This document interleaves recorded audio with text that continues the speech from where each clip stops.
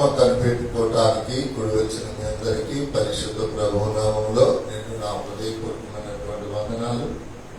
ఈ రాత్రి కూడా మరలా పరిశుద్ధ బైబిల్లో నుంచి కొన్ని మాటలు పరిశుద్ధాత్మ దేవుడు మనతో మాట్లాడటానికి మనం ఏం చేశాం, ఇష్టపడి ఆయన దగ్గరకు వచ్చాం. ఆయన మాట్లాడాలని మనం ఆయన దగ్గరికి వచ్చాం కనుక వచ్చిన ప్రతి ఒక్కరిని తృప్తిపరచడం మాట్లాడి దేవుని ఆత్మ పని. కనుక ఈ రాత్రి కాల సమయంలో దేవుని వర్తమానం ఏమిటంటే ఆశ్రయము. ఏమిటండి? ఆశ్రయము. ఈ ఆశ్రయం అనగా కష్టాలలో, నష్టాలలో, బాధలలో దేవుణ్ణి కలిగి ఉండటం. గుర్తుపెట్టుకోండి, నువ్వు నన్ను ఆశ్రయించేవా అని మనుషులు మాట్లాడుతూ ఉంటారు.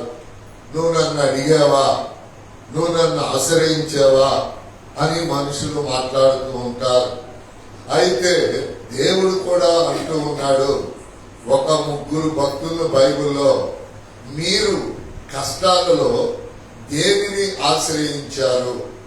చూడండి, కష్టాలలో కొంతమంది బంగారాన్ని ఆశ్రయిస్తారు, కొంతమంది మనుషుల్ని ఆశ్రయిస్తారు, కొంతమంది ఇతరుల మనుషుల్ని ఆశ్రయిస్తారు. కానీ ఈ 3 భక్తులు కూడా దేవుణ్ణి మాత్రమే ఆశ్రయించారు.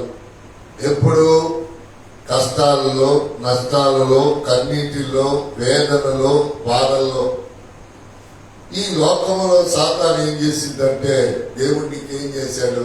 ప్రార్థనకు బాబాక, పాట పాడబాక, సాతాను చేసే పని. కానీ ఈ రోజున మీరు వినేటటువంటి 3 భక్తుల గురించి వింటే, వాళ్ళకి ఎలాంటి కష్టాలు వచ్చినాయి, వాళ్ళు దేవుణ్ణి ఎందుకు ఆశ్రయించారు, దేవుడు వాళ్ళకేం చేశాడు అనేటటువంటి ఈ యొక్క బైబిల్లో నుంచి ఆ యొక్క ఆశ్రయము అనేటటువంటి మాటని మనం చదువుకుందాం. మొదటి వ్యక్తి ఎవరయ్యా అంటే యోబు అండి. యోబు అనగానే మీకు అర్థమైపోయింది, భార్య తిట్టిందని, లోకములో ఉన్న కష్టాలన్నీ వచ్చినాయని, గొర్రెలు, ఒంటెలు, మేకలు అన్నీ కూడా, కుమారులు కుమార్తెలు కూడా చనిపోయారని, సాతాను ఆ రీతిగా శోధించిందని మీకు తెలుసు. అయితే మనం ఇప్పుడు బాధలో ఉన్నాం, మనం ఇప్పుడు కష్టంలో ఉన్నాం. ఎండి కావాలా, బంగారము కావాలా అని వచ్చి సాతాను మనల్ని అడిగిందనుకో, మనం ఏమంటాం? ఈ బంగారవి అంటాం. కానీ కష్టాలలో యోబు అంటూ ఉన్నాడు. చదువుదాం ప్రియులారా. యోబు పుస్తకం 31వ అధ్యాయం 24వ వాక్యం. యోబు పుస్తకం 31:24. చాలా జాగ్రత్తగా చదువుదాం. సువర్ణము నాకు ఆధారం అనుకొనిన ఎడలను, సువర్ణము నాకు ఆధారం అనుకొనిన ఎడలను, నా ఆశ్రయము నీవేయని, నా ఆశ్రయము నీవేనని, మేలిమి బంగారముతో నేను చెప్పిన ఎడలను, ఏంటంట? మేలిమి బంగారముతో నేను చెప్పిన ఎడలను, నా ఆస్తి గొప్పదని గాని, నా చేతికి విస్తారము సొత్తు తొరిగినని గాని నేను సంతోషించిన ఎడలను. చాలు. మనకు కావలసింది ఏమిటంటే ఒక్కటే వచ్చను, బంగారముతో నేను చెప్పిన ఎడలను. చూసారా? ఇక్కడ ఏమంటున్నాడు? ఇక్కడికి యోబు గారికి రావాల్సిన కష్టాలు, నిందలు, దూషణ, అవమానాలు అన్నీ వచ్చేసాయి. శత్రువులు అంటున్నారు, ఇంకా స్నేహితులు అంటున్నారు, ఇంకా నీకేం దేవుడు రా, నీ పిచ్చి కాకపోతే, ఒళ్ళంతా గాయాలైపోయినాయి, అన్ని రకాలుగా ఇట్లా అయిపోయావు, ఇంకా ఏమిట్రా అని. భార్య ఏమైతే ఏమంటుంది? నీకెందుకు దేవుడు, నీ దేవుడు నీకేం చేశాడు, నీ దేవుడిని దూషించి నువ్వు సావు అని భార్య అంటా ఉందండి. ఎవరిని? యోబు గారిని. అలాంటి కష్టకాలంలో యోబు గారితో దేవుడు మాట్లాడితే, అయ్యా నాకు వెండొద్దు, సువర్ణమొద్దు, బంగారమొద్దు, నాకు ఆశ్రయము నువ్వే.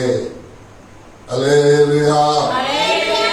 చూసారా, మనము చాలా సార్లు మనము వద్దన్నా వచ్చేవి ఉంటాయి.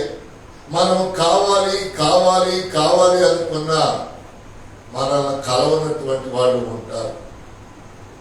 మనం అనుకుంటాం బాగా ఉపవాసం ఉండాలి, ప్రార్థించాలి, బాగా ఒంటరి ప్రార్థన చేయాలి అని మనం అనుకుంటాం.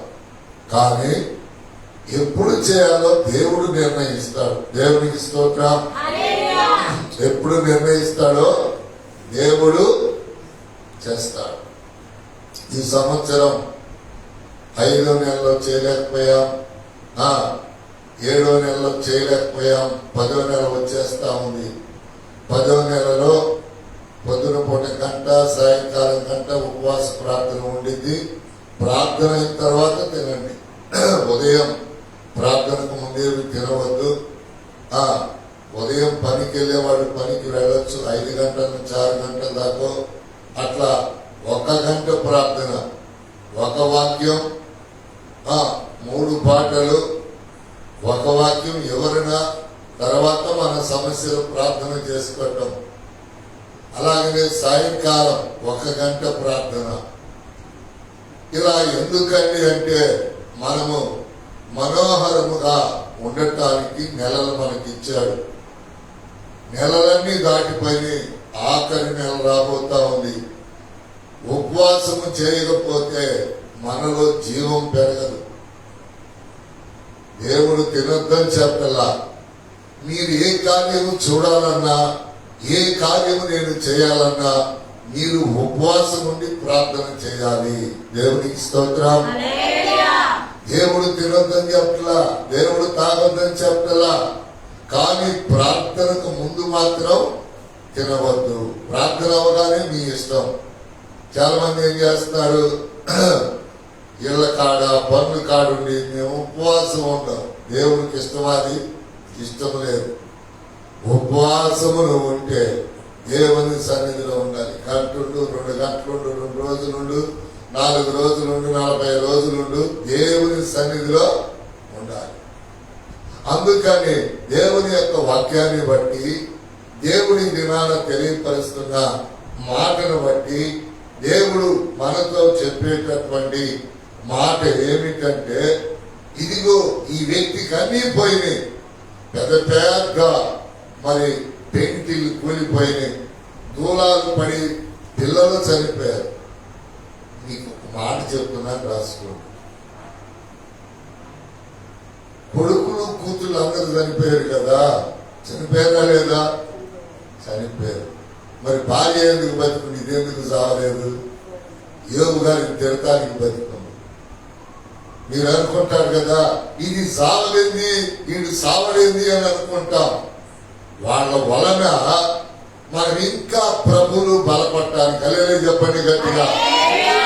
చూసారా, వాళ్ళ వల్ల మనం ఇంకా బలపడటానికి యోగు గారు సంతోషముగా రోజు పొట్టేలు మాంసం కోసి పెట్టినప్పుడు అలా కంది, ఆహా నీలాంటి మొగుడు ఆడుంటాడయ్యా, అది అంది ఇది అంది.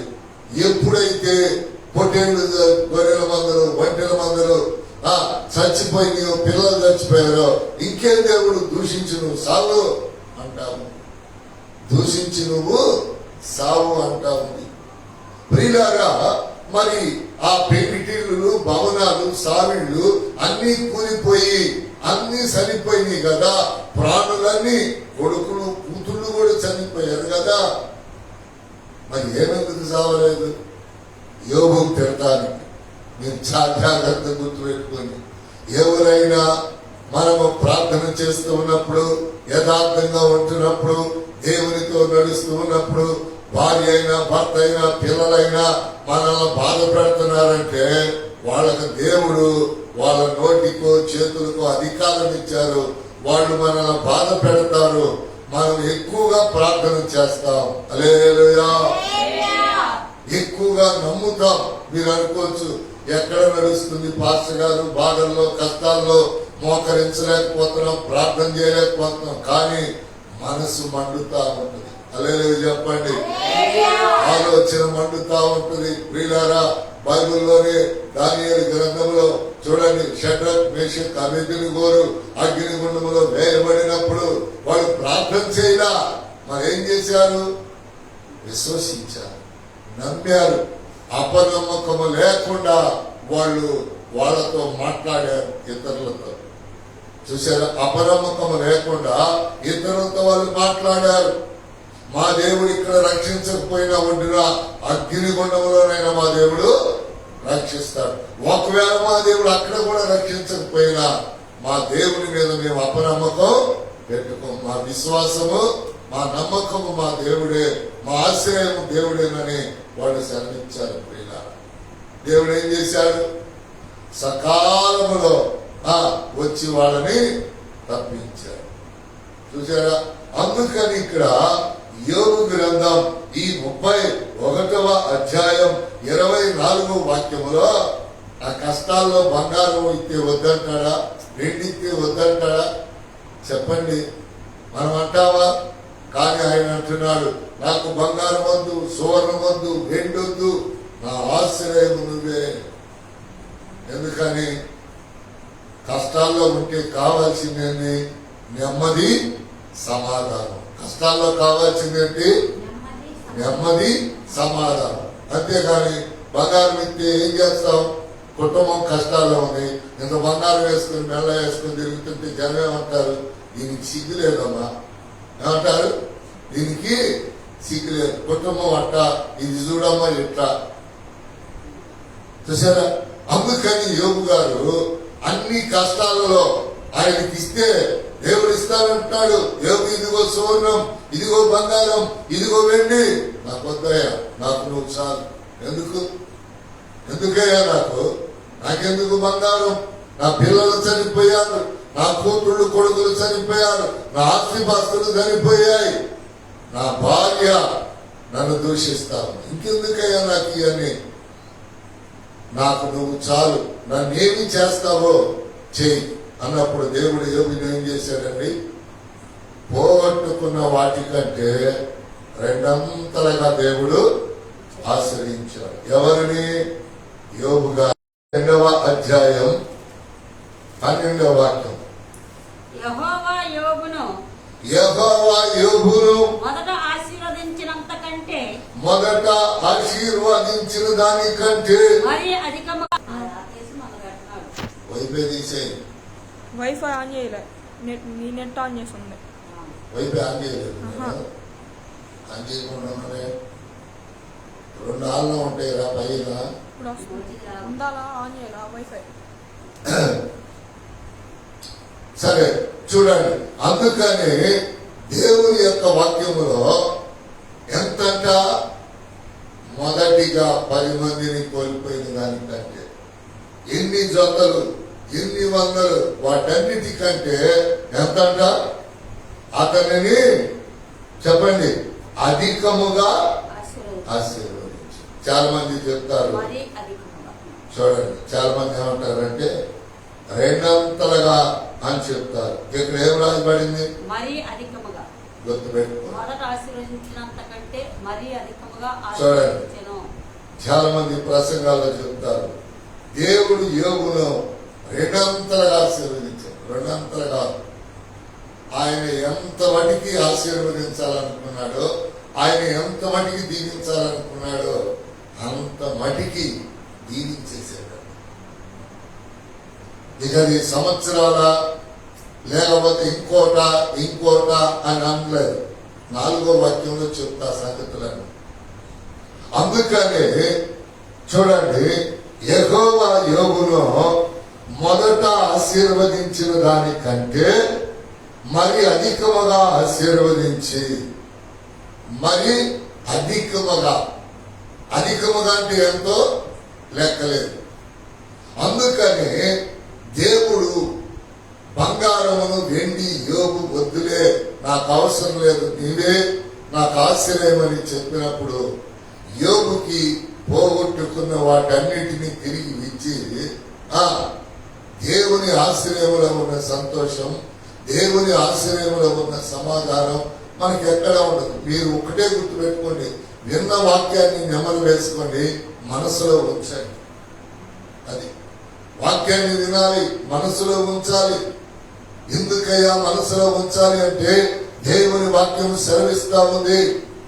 దేవుడు మనల్ని చూడండి, అందరికీ చూడండి, మనం దేవునికి పాటలు పాడుతున్నాం, ప్రార్థన చేస్తున్నాం, వాక్యం ఉంటున్నాం. ఇది కాకుండా మన కష్టాజీతం నుంచి మన పిల్లలకి మన కొరకు సంపాదించుకున్న గుప్పెడి బియ్యాలు, చిల్లర కానుకలు 10వ భాగంగా ప్రభు పరిచర్య జరగటానికి సేవకులు పోషణ కొరకై మనం ఇస్తా వస్తూ ఉన్నాం. అవునా కదా? అవును. అందుకని దేవుడు మనల్ని అనాథలుగా విడిచిపెట్టడు. కష్టాలలో, శ్రమల్లో, బాధల్లో అనాథలుగా ఆయన మనల్ని విడిచిపెట్టడు. చూడండి, చాలా మంది అంటారు మీరు ప్రార్థన చేసిన మనుషులు చనిపోతారు కదండి, ఒక్కరోజు బ్రతికితే చాలండి. హల్లెలూయా. చాలా మంది అంటున్నారండి ఈ ఒక్కరోజు బ్రతికించండి, ఎంత ఇవ్వాలో చెప్పండి డాక్టర్ గారు అంటున్నారు. మరి సంవత్సరాల తరబడి ప్రార్థనలో, మందుల వల్ల కాదు, డాక్టర్ల వల్ల కాదు, విశ్వాసములో, నమ్మకములో, సేవకుడు ప్రార్థనలో, సంఘ ప్రార్థనలో మనం సుఖముగా జీవిస్తా వస్తున్నాం. అందుకని దేవుని యొక్క వాక్యములో ఎప్పుడు కష్టాలు రాని, నష్టాలు రాని, నిందలు రాని, శ్రమలు రాని, అయిన వాళ్ళు దూషించని, ఇదిగో ఎదుటి వారు వారి ఇష్టానుసారంగా మాట్లాడని మనలో విశ్వాసం తగ్గకూడదు. హల్లెలూయా. యోగులో తగ్గిందా? భార్య దిగితే ఏం దేవుళ్ళే అన్నాడా? స్నేహితులంటే, ఇతరులంటే నీకు ప్రార్థన చేయండి అని అన్నాడా? ఎక్కువగా ప్రార్థనలోనే ఉండుతా వచ్చారు. మనము కూడా ఈ రాత్రి అలాంటి విషయంలోనే మనం ఎదగాలి. రెండో విషయానికి వస్తూ ఉన్నాను ప్రియులారా. 28వ కీర్తన 7వ వాక్యం. ఈయన యోగు గారి చరిత్ర ఎలా దీవించబడ్డాడో చూసి తెలుసుకున్నాం. ఈయన దావీదు గారు ఎంత అని చెప్పాను? 28 7వ వచనం. యెహోవా నా ఆశ్రయము, యెహోవా నా ఆశ్రయము, నా కేడము, నా కేడము, నా హృదయము ఆయన యందు, నా హృదయము ఆయన యందు నమ్మిక ఉంచెను గనుక, నమ్మిక ఉంచెను గనుక నాకు సహాయము కలిగెను, నాకు సహాయము కలిగెను. కావున నా హృదయము ప్రహర్షించుచున్నది, ప్రహర్షించుచున్నది. చాలు. కీర్తనతో నేను ఆయన్ను స్తుతిస్తున్నాను.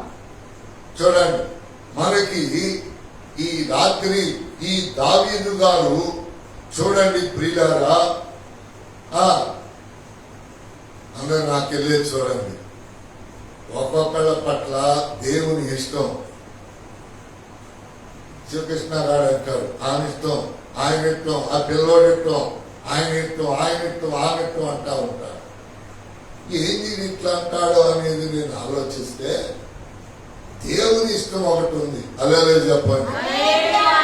చూడండి, ఒక్క తప్పు చేసినందుకు సౌలును శిక్షించి చనిపోయేటట్లుగా చేశాడు. ఎవరు? దేవుడు. దావీదు 3 తప్పులు చేశాడు. ఎన్ని తప్పులు చేశాడు? తన భర్తను చంపించాడు, తనతో పాపం చేశాడు, ఆమెను పెళ్లి చేసుకున్నాడు, ఆమెను బిడ్డలను కన్నాడు. దావీదు 3 తప్పులు చేసిన దేవుడు క్షమించాడు. రాసి వినండి, సౌలు ఒక్క తప్పే చేశాడు. ఏమిటి? దేవుని సేవకుడు మాట వినల. హల్లెలూయా. చాలా జాగ్రత్తగా గుర్తుపెట్టుకోవాలి. సేవకుడిని మీరు మనిషిగా చూస్తే మీ జీవితంలో, మీ కుటుంబాల్లో మీరేం పొందలేరు. చూడండి, సమూయేలు ప్రవక్త అయినటువంటి సమూయేలుని సౌలు ఏం చేశాడంటే, ఆయన మనలాంటి మనిషే కదా, ఆయన చెప్పాడు రాలేదు అని చెప్పి బలి ప్రారంభించాడు. జాగ్రత్తగా రండి మాట. ఇదే దావీదు పాపము చేసి ప్రశాంతంగా పండుకున్నప్పుడు దేవుడు ఒక వ్యక్తిని పంపిస్తే పాపినయ్యా అని పాపాన్ని ఒప్పుకొని సాష్టాంగపడ్డాడు. ఇప్పుడు మీకు అర్థమైందా? మీరేమంటున్నారు? వాళ్ళు 100 తప్పులు చేసిన వాళ్ళు బాగానే ఉన్నారు. అది దేవుని ఇష్టం. మనం ఏం చేస్తామండి చెప్పండి. నిన్న ఒక లెక్చరర్ నా దగ్గరకు వచ్చాడు. మన చర్చికి వస్తున్నాడు. ఫేస్బుక్ లో వర్తమానాలని మన దగ్గరికి వస్తా ఉన్నాడు. ఆయన అంటున్నాడు, ఆశి గారు నాకు ఫస్ట్ నుంచి తాగుడు అలవాట్లేదు, తిరుగుడు అలవాట్లేదు, మంచిగా చదువుకోవటం అలవాటు, తల్లిదండ్రుని గౌరవించటం అలవాటు, నాకేంత ఆస్తి ఉంది, నాకు ఎవరు పిల్లని ఉండలేదేంటండి, నాకు పెళ్లి అవట్లేదేంటండి. 35 సంవత్సరాలు వచ్చేసాయి. నా చర్చికి వచ్చి కూర్చుంటున్నాడు లెక్చరర్. ఆయనకి స్కూల్ ఉంది, పెద్ద ఆఫీస్ ఉంది, ఇంకొక జాబ్ ఉంది, 3 చేస్తున్నా, డబ్బులు అనుకున్నా ఆ వ్యక్తికి ఏం చేయట్లేదు, పిల్లని ఇట్లా. మీ మధ్య తెనాలిలో పెళ్లి సంబంధం మాట్లాడుకున్నారు. పెళ్లి డేట్ పెట్టుకోపోయేసరికి ఆ పిల్లల తరఫున ఏమైనా చనిపోయారు, ఆ పెళ్లి అయిపోయింది. అంతకుముందు నాకు తెలిసి ఇంకోసారి సంబంధం జరిగితే అది అయిపోయింది. ఆ చర్చికి వచ్చి అబ్బాయి సంగతి అయిపోయి నన్ను అడుగుతున్నాడు, రాజు గారు మా ఊళ్ళో తాగుబోతులు అందరికీ పెళ్లి అయిపోతుంది, తిరిగిపోతులందరికీ పెళ్లి అయిపోతుంది. అప్పుడు నేను చెప్పాను, అయ్యా బైబిల్లో దేవుని బిడ్డలకు ఆలస్యంగా పెళ్లి అయితాయా, లోకంలో సాతాను బిడ్డలకు త్వరగా పెళ్లి అయితాయా, వాళ్ళ సీను సితారలాగా ఉంటుందయ్యా తర్వాత. అందుకని దేవుని బిడ్డలకి బైబిల్లో పెళ్లి ఆలస్యంగా అయితేనే ఉందయ్యా, కనుక లోకస్తుడైన యోసేపుకి ముందర పెళ్లి అయిందయ్యా, దేవుని బిడ్డ అయినటువంటి యాకోబుకి తర్వాత పెళ్లి అయిందయ్యా, నువ్వు బాధపడద్దని చెప్పారు. అట్లాగా పాస్టర్ గారు చూసారా. మీరు కూడా ఈ రాత్రి లైవ్ లో వీక్షిస్తున్న వాళ్ళారా, మీరెప్పుడు దేవుని క్రియలను, సంకల్పాన్ని, ప్రేమని ఇతరులతో పోల్చకండి. మీరు చాలా మంది పోలుస్తా ఉన్నారు. ప్రియులారా, ఇదిగో వాడి పెళ్ళం అట్లా, దాని మొగుడు అట్లా, నీ మొగుడు అట్లా. నీకు తెలుసా దాని మొగుడు వెనక మాల ఎంత చరిత్ర ఉందో, వాడి పెళ్ళం వెనక మాల ఎంత చరిత్ర ఉందో నీకు తెలుసా? నాకు ఒక అమ్మాయి నేర్పిన సంగతి ఏంటో తెలుసా? పాస్టర్ గారు, వాడి ఉద్యోగం చూసి, వాడి వ్యాపారం చూసి, వాడి ఇల్లు చూసి పెళ్లి చేసుకోవటం కాదు, వాడు జేబు చూసి పెళ్లి చేసుకోవాలండి. జేబు అంటే నేను అనుకున్నా డబ్బులు అన్నా, కాదు, పొద్దున పూట ఎన్ని ట్యాబ్లెట్లు వేసుకుంటున్నాడు, మధ్యాహ్నం ఎన్ని ట్యాబ్లెట్లు వేసుకున్నాడు, సాయంకాలం ఎన్ని ట్యాబ్లెట్లు వేసుకున్నాడు, అసలు వాడికి ఎన్ని రోగాలు ఉన్నాయి చూసారా? ఆ అమ్మాయి చూడండి, ఆ అమ్మాయి తెలియదు. అప్పుడు అనిపించింది నాకు, నిజమేగా, ఒక రోగం వచ్చింది అనుకోండి, సచ్చిందాకా ఆ ట్యాబ్లెట్లు మింగుతానే. అందుకనే చాలా మందికి నేను చెప్తాను, అది రాకముందులే మనము జాగ్రత్తలు కలిగి ఉంటే దేవునికి స్తోత్రం. వాటి బాధ మనకు ఉండదండి. ఆ అమ్మాయికి ఎంత తెలివో చూడండి. అందుకని ఇక్కడ రెండో వ్యక్తి దావీదు గారు చూడండి, మళ్ళీ చెప్తున్నా, సౌలు ఒక్క తప్పే చేశాడు. ఏమిటి? సేవకుడు చెప్పిన మాట వినలా. దానికోసం ఏం చేశాడు? రాజుగా చేసి రాజరికం తీసివేసి తనంతట తాను పొడుచుకొని చచ్చేటట్లుగా దేవుడు చేశాడు సమూయేలు ద్వారా. మరి అదే దావీదు, సమూయేలు చూస్తానే ఉన్నాడు, దేవుడు చూస్తానే ఉన్నాడు దావీదుని. దావీదు ఎన్ని తప్పులు? 3 తప్పులు. ఒకరిని చంపించాడు, నిర్దోషిని రక్తము చిందించాడు, ఇర్మియా గ్రంథం ప్రకారం వాడి భార్యని తో పాపం చేశాడు, వాడి భార్యని పెళ్ళంగా చేసుకున్నాడు. 3 పాపాలు. ఈ 3 పాపాలలో ఏమంటాడు అని చెప్పి దేవుడు ఒక ప్రవక్తని వెళ్ళు దావీదు దగ్గరికి వెళ్ళి అసలు ఏమంటాడో తెలుసుకుంటాయా, నేను రాజుతో ఏం మాట్లాడేదయ్యా, కాదు నువ్వు వెళ్ళు, నేను చెప్తాను. అక్కడికి వెళ్ళిన తర్వాత రాజుగారితో, రాజుగారు ఏంటి సంగతులు వచ్చావు, నువ్వు ప్రవక్త అని తెలిసి అడుగుతాడు. వచ్చినప్పుడు నీతో ఒక కథ చెప్పడానికి వచ్చానంటే సిద్ధమని కింద కూర్చుంటాడు, కూర్చి దిగి చెప్పు. ఎప్పుడైతే దావీదు, అయ్యా ఒకడికి ఒక్క గొర్రె ఉంది, ఆ గొర్రెని జాగ్రత్తగా మేపుకుంటున్నాడు, కాసుకుంటున్నాడు, రాత్రి శుభ్రంగా ఇంట్లో జాగ్రత్త చేసుకుంటున్నాడు. ఒకడికి 100 గొర్రెలు ఉన్నాయి. ఈ 100 గొర్రెలు ఉన్నవాడు, ఒక్క గొర్రె ఉన్నవాడు ఇంటికి వెళ్ళి ఆ గొర్రెని చంపుకొని కూర వండుకొని తిన్నాడయ్యా, వాడిని ఏం చేయమంటావు చెప్పు అని దావీదుని అడిగినప్పుడు దావీదు ఏమన్నాడు? ఇమ్మీడియట్ గా వాడిని చంపి ఇచ్చేయండి అని చెప్పాడు. అప్పుడు లేచి దేవుడు చెప్పాడు కనుక ఆ వ్యక్తిని నువ్వేనయ్యా, ఆ వ్యక్తివి నువ్వేనయ్యా. అప్పటికే రాశాడు, లేచి కత్తి తీసి ఆ ప్రవక్తను అక్కడే చంపేసేయాలి. కానీ ప్రవక్తలో దేవుని శక్తి ఉందని తెలుసుకున్న దావీదు వెంటనే ప్రవక్త పాదాలు పట్టుకొని ఏడవటం, మొరపెడటం, పాపాన్ని ఒప్పుకోవటం, ప్రవక్త పోయినా కూడా రోజుకు 3 సార్లు తగ్గకుండా పాపము చేశాడు. చేస్తే దేవుడు ఏం చేశాడో తెలుసా? ఆ వ్యక్తిని మరలా రాజుగా కూర్చొని పెట్టాడు. హల్లెలూయా!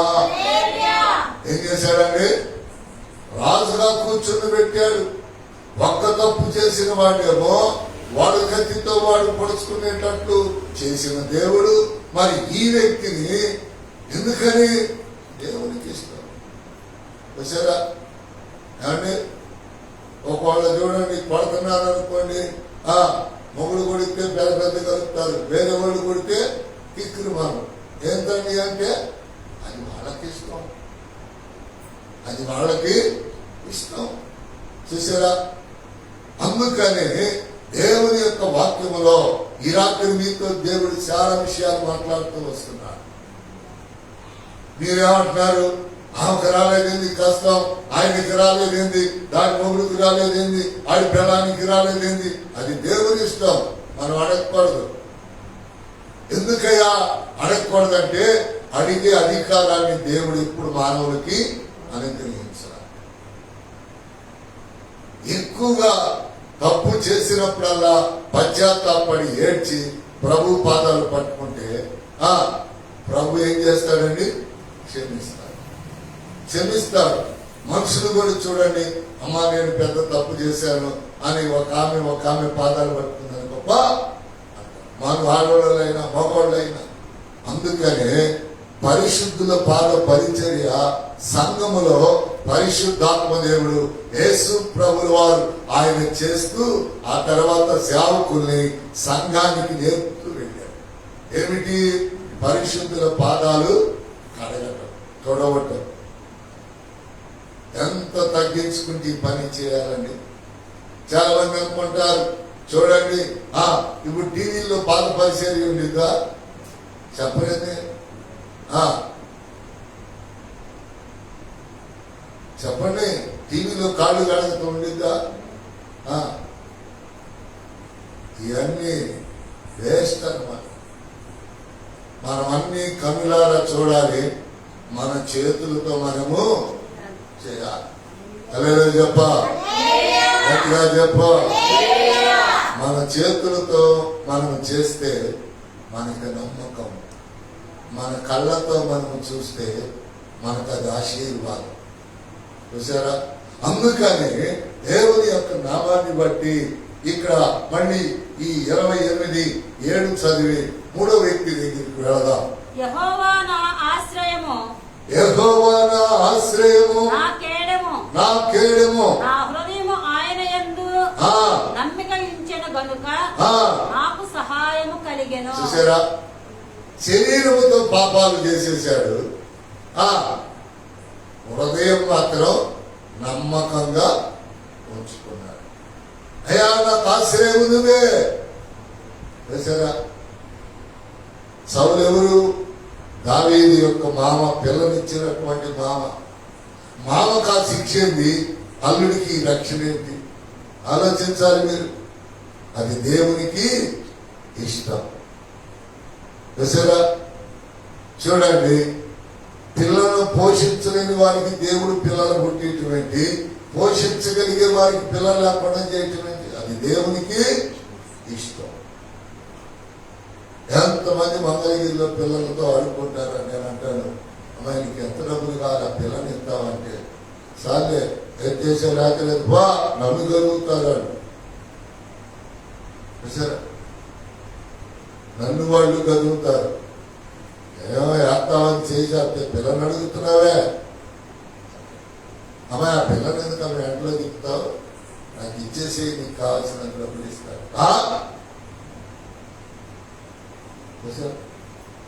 నేను కాదు, మీరు అడిగి చూడండి ఇస్తారేమో. అందుకని చెప్పండి, ఆ పిల్ల సంఖలో ఉంటేనే రూపాయి వేసే మనిషి 10 రూపాయలు వేసి ఆ పిల్లలు నాకు ఏమంటారు దొంగపోతులా నువ్వు పని చేసుకోలేమంటే అంటారు.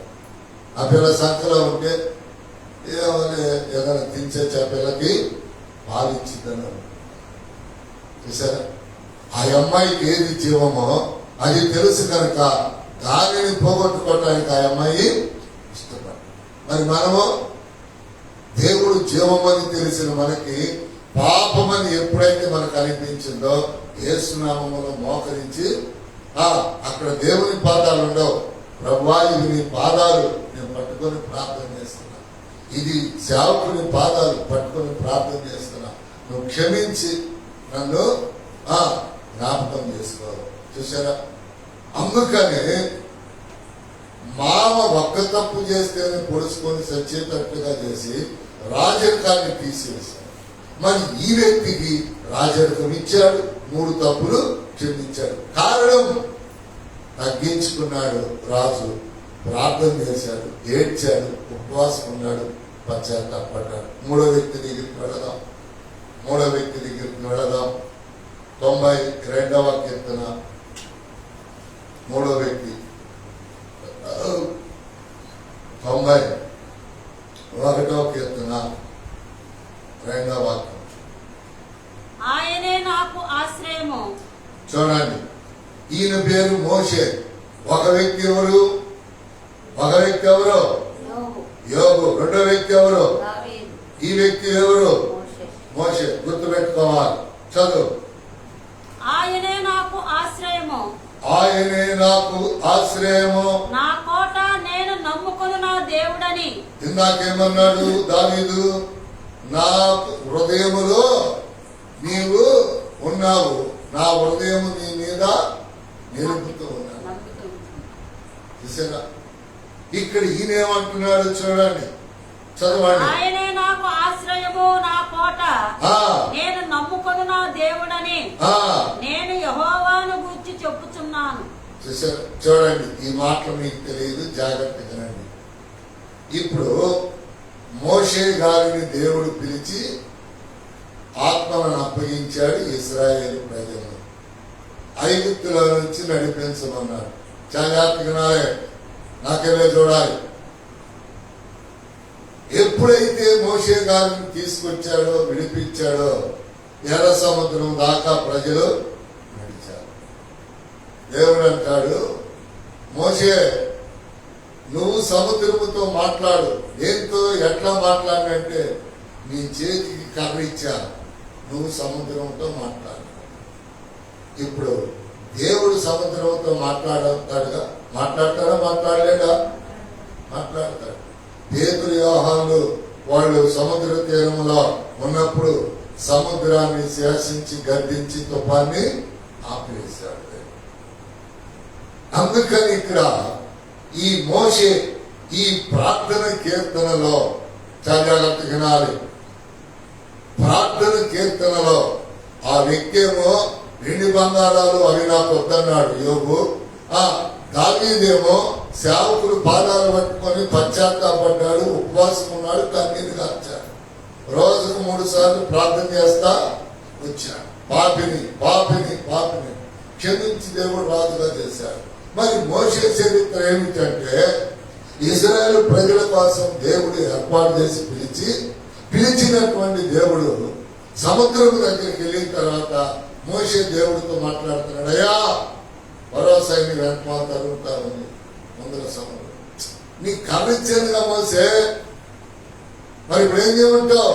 కర్ర సముద్రం వైపు చూసి సముద్రముతో నువ్వు మాట్లాడు. హల్లెలూయా చెప్పా. నువ్వు దేవుడితో మాట్లాడాలి. రాత్రి నేను తింటే మీ కడుపు నిండిద్దా? మీరు తింటే మీ కడుపు నిండిద్ది.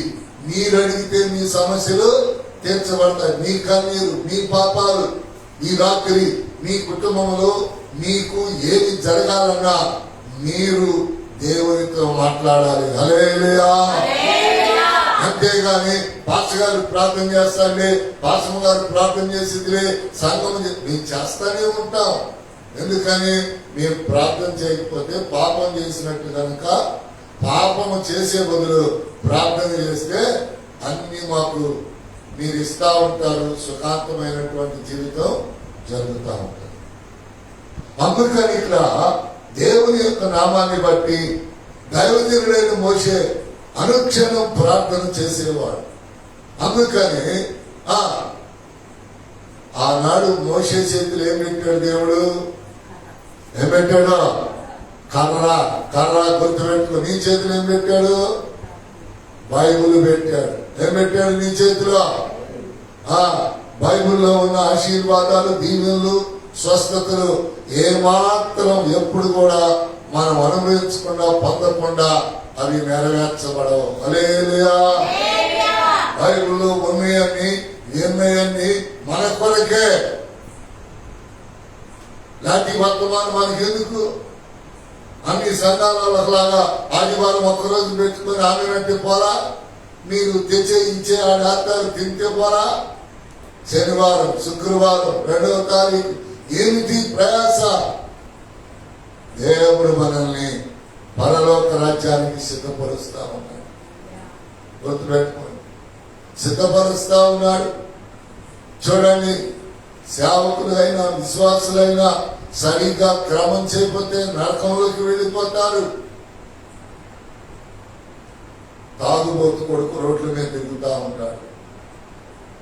తాగుబోతు కొడుకు రోడ్ల మీద తిరుగుతా ఉంటే, తిరుగుబోతు కూతురు రోడ్ల మీద తిరుగుతా ఉంటే తల్లి అన్నం కూర వండకుండా తాగుబోతు కొడుకు ఏం చేస్తున్నాడు, తిరుగుబోతు కూతురు ఏం చేస్తున్నాని రోడ్ల ఏమో తిరిగిద్దా?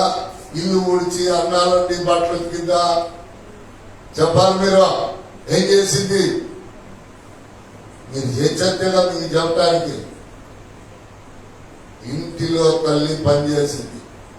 తాగుబోతుడు వస్తే బోధింటాడు, తిరుగుబోతు వస్తే బోధింది అని తల్లి ప్రయాసపడి వండి ఆడబెట్టి వాడు రాకలోనే మీరు తినండియా, మీరు తినండియా అని పెట్టి.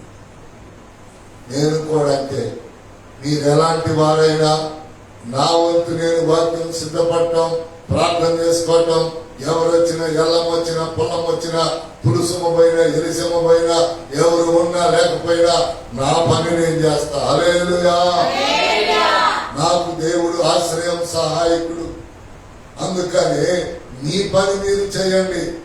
ఎన్ని పనులున్నా సరే శుక్రవారం అంటున్నారా రాలేకపోతున్నారు, శనివారం అంటున్నారా, ఆదివారం 2 గంటలు, కనీసం ఇన్ని 100 గంటల్లో 5-6 గంటలు దేవునితో గడపలేకపోతే మీరు ఎలా పోతారు ప్రభు రాజ్యానికి? చెప్పండి. అందుకని ఇక్కడ ఏమంటున్నాడు? చదువుదాం ఈ వాక్యాన్ని. 91:2. ఆయనే నాకు ఆశ్రయము. ఎవరికైనా కప్పలను పుట్టించిన ఆయన, ద్వారాలను పుట్టించిన ఆయన, ఏకాలను పుట్టించిన ఆయన, నీళ్లను రక్తంగా మార్చిన ఆయన. ఈయనకి చాలా పేర్లున్నాయి. పెద్ద కొడుకులను మర్డర్ చేసిన ఆయన. మోషే ఎవరు? ఐగుప్తీయుల పెద్ద కొడుకులందరినీ మర్డర్ చేసిన ఏకైక వ్యక్తి. ఈయన చంపలా, ఈయన నోటితో అన్నాడు, దేవుడు చంపేశాడు. దేవునికి స్తోత్రం. మీరు చాలా మంది జాగ్రత్త, ప్రవక్తలతో ప్రవక్తనీయులతో మీరు జాగ్రత్త. నువ్వు అనుకో నాకు శాపం రాదని అనుకోకూడదు. ప్రవక్తతో ప్రవక్తనీయులతో జాగ్రత్త. మిగతా వాళ్ళతో ఎవరితో జాగ్రత్తగా ఉండా లేకపోయినా ప్రవక్తలతో ప్రవక్తనీయులతో మన జీవితం జాగ్రత్తగా మలుసుకోవాలి. అలాంటప్పుడు దేవుడు మనకి చేస్తాడు. అందుకని ఇది మోషే చరిత్రతో ముగిద్దాం. చూడండి, ఆయనే నాకు ఆశ్రయము, నా కోట, నేను నమ్ముకొను నా దేవుడు. చూసారా, ఇశ్రాయేలీలు ప్రజలు 6 లక్షల పై జనాభా ఉండాలంటే ఎంత ఇల్లు ఉండాలండి? చెప్పండి, ఎంత ఇల్లు ఉండాలి? మన శిబిరం అంతా కాబట్టి కూడా ఎక్కువ ఉండాలి. శిబిరం అంతా గుంటూరు జిల్లా అంతకంటే కూడా ఎక్కువ ఉండాలి. 6 లక్షల మంది 6 లక్షల మంది పైబడి మరి ఇంత లెక్క మోసే ఎవరేం చేస్తున్నారో తిరిగి తిరిగి చూడాలి.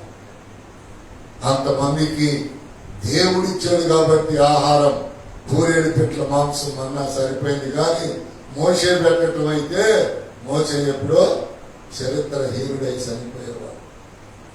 అర్థమవుతా ఉందా? అందుకని మనం ఆరాధించే దేవుడు, మనము చెప్పుకునే దేవుడు, మన వినే దేవుడు, పూజనీయుడు, పూజారుడు, ఎవరి అవసరమైన ఎవరికి ఎంత ఇవ్వాలన్నా ఆయనకి అసాధ్యము కాదు. హల్లెలూయా! ఎంతైనా ఇవ్వగలడు, ఎంతైనా చేయగలడు. అందుకని నీవు మాట్లాడు మోసే. ఏమంటాడు? నువ్వు మాట్లాడు. నీ చేతికి నేను కార్యములు చేసే కర్మించా. ఇప్పుడు సతీష్ కుమార్ అయినా లేకపోతే ఇంకోళ్ళైనా మన గురువు యేసన్న గారైనా ఈ బైబిల్ని బట్టి ఆశీర్వదించబడ్డారా? వాళ్ళ మాటలను బట్టి ఆశీర్వదించబడ్డారా? ఈ బైబిల్ని బట్టి. మనం ఆశీర్వదించబడింది కూడా ఈ బైబిల్ని బట్టి. మనం ఇంకా బైబిల్ని వింటే పాటిస్తే ఇంకా మనం ఆశీర్వదించబడతాం, ఇంకా మనం గొప్ప చేయబడతాం. దేవునికి స్తోత్రం. కనుక దేవుని యొక్క వాక్యములో మళ్ళీ చెప్తున్నాను, ఇదిగో ఆయన అంటున్నాడు, ఆయన నాకు ఆశ్రయము, నా కోట, నేను నమ్ముకొని నా దేవుడు. ఇంకా ఏమంటున్నాడు? నేను యెహోవాని గురించి చెప్పుచున్నాను. మాట్లాడాలి. నువ్వు ఎవరితో? దేవునితో మాట్లాడాలి. నువ్వు ఎవరితో మాట్లాడాలి? దేవునితో మాట్లాడాలి. అలా మాట్లాడేది కనుకే మోషేకి ప్రియులారా దేవుడు అంతమంది జనాభా నుంచి సూర్య కార్యములు చేయగలిగిన మంచి ప్రవక్తగా మోషేని నడిపించాడు. ఇలా ముగ్గురిని బట్టి జ్ఞాని అయిన సొలొమోను ఒక మాట మాట్లాడుతున్నాడు. ఆ మాట చదువుకొని ప్రార్థన చేసుకున్నాం. సామెతల గ్రంథం 3వ అధ్యాయానికి రండి. 3వ అధ్యాయం మొదటి వచనం నుంచి చదువుదాం. నా కుమారుడా, నా ఉపదేశమును మరువకము, నా ఆజ్ఞలను హృదయపూర్వకముగా గైకొనుము. అవి దీర్ఘాయువును సుఖజీవముతో గడుచు సంవత్సరములను శాంతిని నీకు కలుగజేయును. చూసారా ఎంత గొప్ప మాట. అట్లయిన చేసుకోండి. ఎన్ని కష్టాలు నష్టాలు రావచ్చు. మోషేని ఎంతమంది తిట్టారు, ఎంతమంది దూషించారు. మోషే పుట్టిన కాడి నుంచి కష్టాలే. హల్లెలూయా చెప్ప. పుట్టిన కాడి నుంచి కష్టాలే. ఏమిటి? మోషే తల్లికి కూడా కష్టాలే. ఏడుపు వినపడకుండా అనేక నెలలు దాయాల్సి వచ్చింది. ఎవరిని? ఆ తర్వాత నెలలో విడిచిపెట్టాల్సి వచ్చింది. ఆ తర్వాత ఎక్కడ కొట్టుకెళ్తాడో వెంబడించాల్సి వచ్చింది. ఆ తర్వాత మళ్ళీ ఆమె ఎంత ప్రార్థనా పరురాలైతే విడిచిపెట్టిన కుమారుడు రాణి గారి ద్వారా మళ్ళీ ఆమె దగ్గరికే పంపబడ్డాడు. దేవునికి స్తోత్రం. ఎందుకని? ఆ తల్లి పాలు నిరంతకం కాకూడదు కనుక. హల్లెలూయా చెప్పు. ఆ తల్లి పాలు మరి గుండెల్లో తట్టుకోలేదు కనుక, స్తనాలు గడ్డలు కడతాయి కనుక, అట్టి కుమారుని కన్న తల్లికి మళ్ళీ దేవుడు ఎంత గొప్ప మాట తెలుసా? ఇది ఎంత గొప్ప మాట తెలుసా? విశ్వసించండి. చంపేయమని ఆజ్ఞ, దాచిపెట్టమని ఆజ్ఞ దేవుడు, నీళ్ళలో పంపించమని ఆజ్ఞ, వెంబడించమని ఆజ్ఞ, కూతుర్ని మళ్ళీ రాణికి దొరికితే ఇదిగో గుడ్డను బట్టి మళ్ళీ అక్కడి నుంచి తల్లి దగ్గరికి. ఇవన్నీ చేసింది ఎవరు? దేవుడే. దేవుడికి మోషేకి ఇవన్నీ తెలిసినప్పుడు, అయ్యా నా ఆశ్రయం నీవే, నా కోట. చూసారా? రాజుగారి కోటలో ఉంచింది ఎవరండి? దేవుడే. చూసారా? ప్రజల కోటలో దావీదు ఉంచింది ఎవరండి? దేవుడే. మళ్ళీ చదవండి సామెతల గ్రంథం. నా కుమారుడా నా ఉపదేశమును మరువకము, నా కుమారుడా నా ఉపదేశమును మరువకము, నా ఆజ్ఞలను హృదయపూర్వకముగా గైకొనుము. ఏమంటున్నాడు దేవుడు? నా కుమారుడా నా ఉపదేశమును నా ఉపదేశం నేను ఏదైతే వాక్య రూపములో సందేశముగా మీకు చక్కగా అందిస్తానో దానిని మరవద్దు. ఇంకా నా ఆజ్ఞలను హృదయపూర్వకముగా నా ఆజ్ఞలను హృదయపూర్వకముగా గైకొనుము. గైకొనటం అంటే ఏంటి? దాచుకోవటం. వినటం కాదు. వినటం అంటే వినటమే. గైకొనుట అంటే దాచిపెట్టుకోవటం. ఇన్న ప్రతి ఒక్క వాక్యాన్ని దాచిపెట్టుకుంటే అవి నీలో నుంచి ప్రార్థన రూపంలో నెమరు వేసుకుని దేవుడితో మాట్లాడేటట్లుగా, దేవుడు నీకు కార్యాలు చేసేటట్లుగా సాయం చేస్తాడా? అవి దీర్ఘాయువును. చూడండి ఏమేమి ఇస్తున్నాయో చూడండి. హృదయములో దాచుకున్న వాక్యం. హల్లెలూయా, హల్లెలూయా. హృదయములో నువ్వు విని నెమరు వేసుకుని దాచుకున్న వాక్యం దీర్ఘాయువుని. సుఖజీవముతో చూడండి అనేక సంవత్సరాలు నువ్వు బ్రతికేటట్లుగా, ఆ బతికే సంవత్సరాలు వ్యాధితో, బాధతో, బలహీనతో కాకుండా సుఖ జీవనంతో గడుపు సంవత్సరములను శాంతిని నీకు కలుగజేయును. అందుకని ఆయన శాంతి సంవత్సరాలు దీర్ఘాయువు కావాలంటే ఆయన మాటలు నీ గుండెల్లో ఉంటే దీర్ఘాయువు. అది అనేక సంవత్సరాలు సెల్ ఫోన్లో చూద్దాం కాదు. పొద్దున ఫోన్ ఎవరికో చేయబోయి వరకు అట్లా ఓపెన్ చేస్తే ఒక తొలి ముసలమ్మని పెట్టారు. అయ్యా 85 సంవత్సరాలు ఆయన షుగర్ లేదు, బీపీ లేదు. మరి ఏంటి నుంచి పొలం పని చేస్తున్నాం అంటే 85 సంవత్సరాలకి సద్దాన్నం పేరు వేసుకోండి, పొళ్ళు లేవు, ఉల్లిపాయ కింద వచ్చానయ్యా. పొలి నేను ఎముకలు కూడా ఉంటుంటే ఉల్లిపాయ అట్నం లేదు. నవిలి సిగుళ్ళే పొళ్ళు అయిపోతాయి. హల్లెలూయా. మనం చూసా పొన్ను లేని ముసలమ్మ ఒక మాసం కోరైతే పస నవ్వులు ఒక్క పొన్ను లేదు. అట్నం లేదంటే ఆమె అడగాలి పోయి, లేకపోతే ఆమె రోడ్లో పోయి కూర్చొని మీరు చూడటాను. అది దేవుడు వాళ్ళకి ఇచ్చిన పొళ్ళు ఓడిపోయినా సరే చిగురుల్ని పొళ్ళుగా చేశారు. అందుకని దీర్ఘాయువుని, అధిక సంవత్సరాలని, సుఖభోగములతో జీవించే సంవత్సరాలంట. ఎంత మంచి మాట్లాడారు చూసారా? సుఖం ఉండాలి, అందులో జీవం ఉండాలి. జీవం అనేది సుఖభోగాలు మనకొద్దు. మళ్ళీ ధనవంతుడి నరకానికి పోతాం. అందుకని మనం అనిపించే, ప్రార్థించే, వినే వాక్యాల ప్రకారం మనం నడిచినట్లయితే దేవుడు మనకి సమస్తమును అనుకూలపరిచి ఆయన రాజ్య వ్యాప్తికి అనేక సార్లు మనం మాట్లాడి ఆయనతో నడుస్తూ ఉండగా ఆయన ఆత్మ మనకు సంచకరువుగా మనతో ఉండునుగా. ఆమేన్. హల్లెలూయా, హల్లెలూయా. మోకరించండి, ప్రార్థన చేసుకుందాం.